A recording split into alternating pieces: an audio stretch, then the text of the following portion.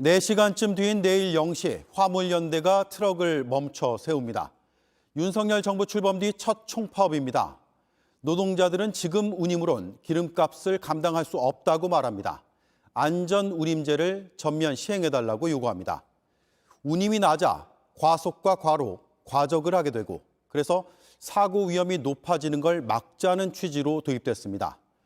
2년 6개월 전 시작됐는데 3년이라는 시간을 못 박아 올해 사라집니다.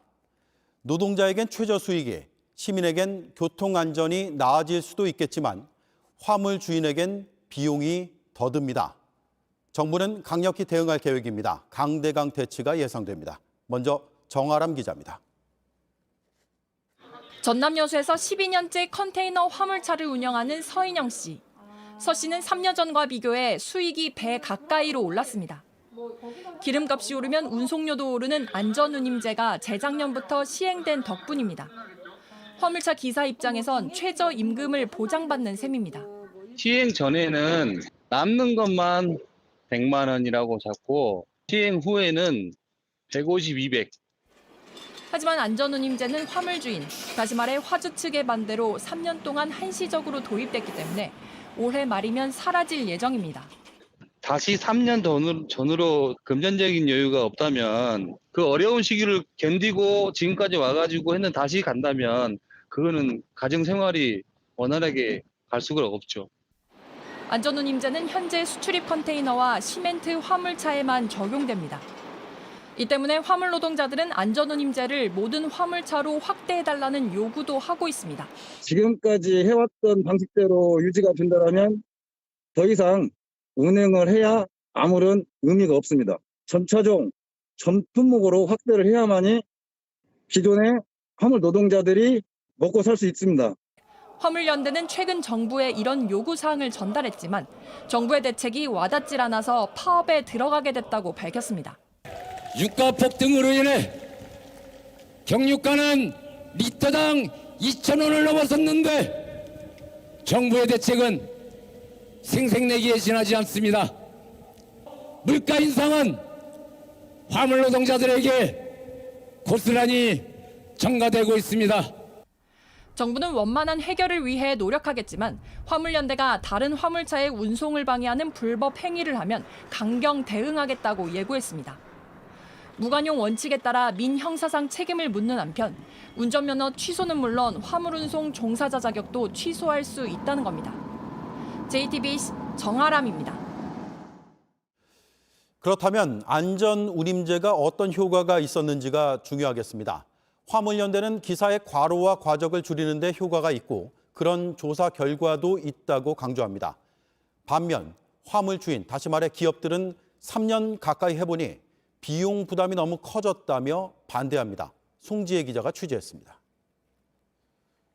무역협회 산하 화주협의회는 올해 예정대로 안전운임제를 끝내고 문제점을 개선한 새 운임제를 마련해야 한다는 입장입니다. 안전운임제로 육상운임이 단거리 기준 최소 30% 뛰었는데 이걸 연장하거나 확대하면 감당하기 어렵다는 주장입니다. 특히 일부 설문에 의존하는 조사, 그리고 어떤 불합리한 부대 조항 및 할증 등으로 인해서 최근 무역업체들은 물류비가 급등하는 등 여러 가지 문제점이 발생했기 때문에 반면 화물 노동자들은 3년간 안전운전과 최저 수익 보장을 위해 꼭 필요한 제도라는 통계가 확인됐다는 입장입니다. 국토교통부 산하 한국교통연구원의 보고서가 근거입니다. 안전운임제 시행 이후 화물 노동자의 노동 시간이 줄고 시멘트의 경우 과적을 개선하는 데 긍정적 영향을 미쳤다고 돼 있습니다. 안전이 보장된다, 안전 운행이 보장된다 이런 결과가 이미 나오고 있기 때문에 도로의 안전을 좀 지켜나가기 위해서 제도가 일몰제 폐지로 지속이 되고 또 확대되어야 한다. 보고서에 따르면 제도 시행 후 대상 차량 운전자의 월 평균 수입도 컨테이너 24%, 시멘트는 배 넘게로 늘었습니다. 다만 보고서는 교통사고 건수는 소폭 줄었지만 제도 시행 기간이 짧아 교통안전 개선 효과를 확인하기엔 한계가 있다고 분석했습니다. 화물연대는 제도 일몰을 앞두고 지난해 말부터 정부와 국회에 논의를 요청했지만 지금까지 어떤 논의도 이루어지지 않았다고 강조합니다. 일몰제를 없애자는 더불어민주당 조호섭 의원의 개정안은 지난해 1월 발의됐지만 국회 상임위에 계류된 상태입니다. JTBC 송지혜입니다. 네, 당장 오늘 자정부터입니다. 어떻게 되는 건지 취재기자와 짚어보겠습니다. 박민규 기자가 나와 있습니다. 제일 궁금한 건 일반 시민들이 어떤 영향을 받는지인데 물류 대란이 온다 이런 얘기도 있거든요. 맞습니까? 네, 물류 대란 얘기는 반만 맞는다고 해야겠습니다. 일단 내일부터 당장 일반 시민, 소비자에게 직접 어떤 영향이 와닿는 일은 없습니다. 다만 시간이 지나면 달라질 수 있습니다. 네. 이번 파업에 들어가는 화물연대 소속 기사들이 2만 5천 명 정도입니다. 전체 6% 정도로 비율은 높지 않지만요. 실어 나르는 물건이 워낙 다양합니다. 항만과 산업단지에서 수출입 물품, 시멘트나 철강, 석유화학 관련 원자재, 또 가전제품, 자동차, 기름이나 우유를 옮기기도 합니다. 당장 집 근처 가게에 물건이 달리거나 택배를 늦게 받게 되지는 않겠지만 화물연대는 물류 자체를 멈춰서라도 요구사항을 관철하겠다는 입장입니다. 그래서 만일 파업이 장기화되면 변화가 더 와닿을 수 있습니다. 네, 그렇군요.